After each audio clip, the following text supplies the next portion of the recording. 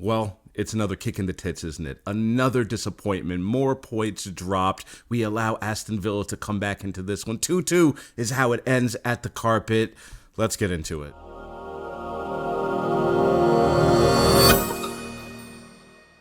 Good evening, my peoples. Welcome back to the counterattack. Wasn't going to do a video today, but no matter the result, accountability is always there. KGB is a circle of accountability. I had to give you the fan cam, and I looked at the lineups, and oh my goodness, more problems, more injuries. Saliba this time is missing from the back line. I saw he was pulling up with his hamstring at the end of the Tottenham match.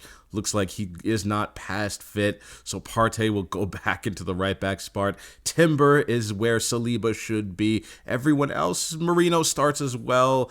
Up top, Martinelli comes back into the starting lineup, and I knew it was going to be tough today. Aston Villa are no mugs, and they seem to have our number lately, so knew I was in for a tough one. But this December-January schedule has demanded so much physically from the boys, but we did well to start this one. We look very threatening going forward. Raya, I think, had to make a couple of saves, so you know Villa always were there. Watkins up top, he's always a threat. But on 34 minutes, we get the opening goal. It is 1-0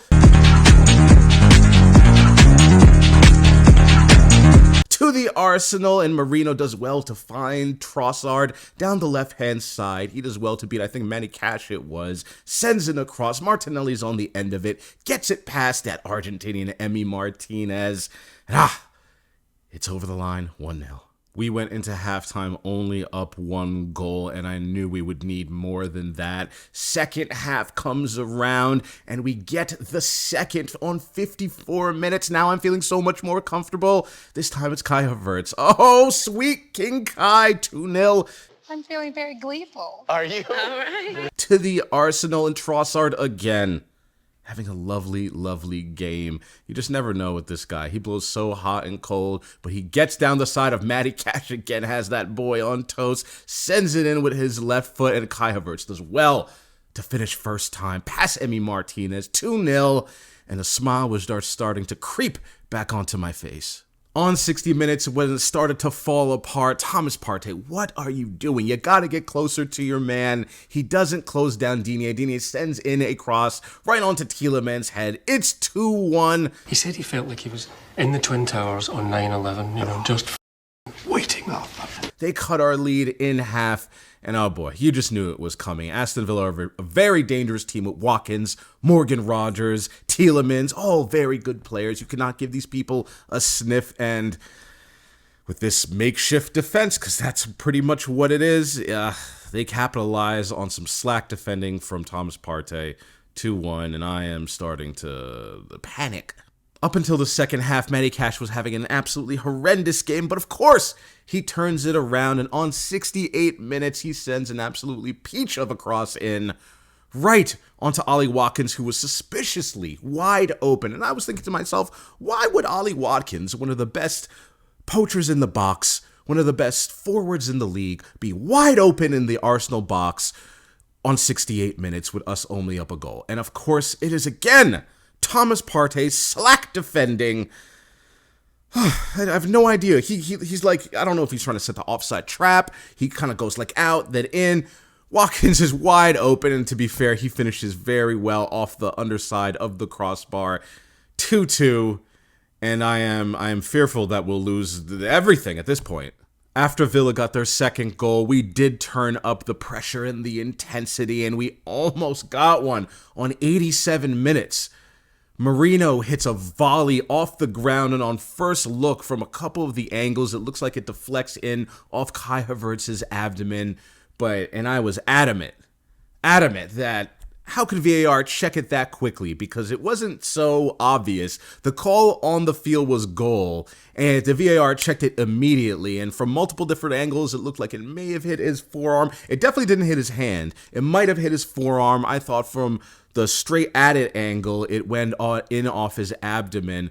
But a couple hours later on Twitter, I saw a couple more definitive angles, and it absolutely did go in off of his upper forearm. So disappointed. We almost had it there. 2-2 is how it ends, and that is so disappointing. With Liverpool winning earlier on in the day, that means we're 6 points behind, having played a game more, and Liverpool's game is against Everton, which is I fully expect them to win. So that means we're 9 points behind after 21 played, and frankly, that is just not good enough. You can't be up 2-0, half an hour left, and you give up just both goals were just sloppiness, and I am looking at number 5. You, sir, that is not the standard, and to be fair, that's exactly what Arteta said later on, especially about the second goal. We cannot be defending like that if we expect a challenge for this title. Same one, the second one, it's nowhere near the standards that requires. It's the margins are just so small, and with Liverpool keeping this amazing pace, dropping points here, I think we've drawn 12 games into January. That is not title-winning form. Arteta is out in the press conferences, absolutely begging the ownership for them to spend some money, open up the purse strings, and I think we need at least 2 people, someone in midfield to take some of the responsibility off of Odegaard. You can really see that he is not exactly a driving force, an attacking driving force without Saka. Without Saka, he's not able to do what he was able to do with him on that left-hand side. Up top, yeah, maybe we need a striker. I think Kai actually is good enough, but a player like Mateus Cunha, who is not really a number 9, he has good ball striking, can drive in. That's the type of player we need there, and I think it's Martin Odegaard that needs to head to the bench maybe, because right now we are not clicking on that left side at all. But either way, we should have won this game. Defensively, in those 2 instances, in a 5-minute period, we threw away the 2 points. Thank you for sticking with my people. Please slap that like button, subscribe. I'll see you next time. Take care.